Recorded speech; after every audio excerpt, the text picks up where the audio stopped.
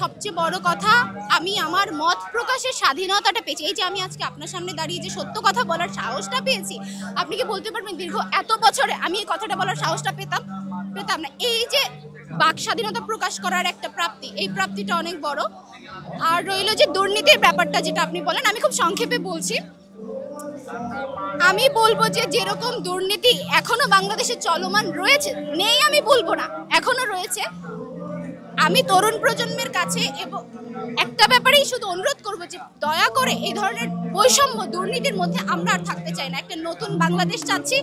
দয়া করে আমাদের যে ছাত্র জনতার, জুলাই যোদ্ধাদের যে স্যাক্রিফাইস, এই স্যাক্রিফাইসটা যেন বিফলে না যায়, সেটা যেভাবেই হোক একটা সুষ্ঠু সাধারণ নির্বাচনের মাধ্যমে একটা নতুন সার্বভৌম বাংলাদেশ চাচ্ছি, দুর্নীতি মুক্ত, বৈষম্য মুক্ত একটা বাংলাদেশ চাচ্ছি।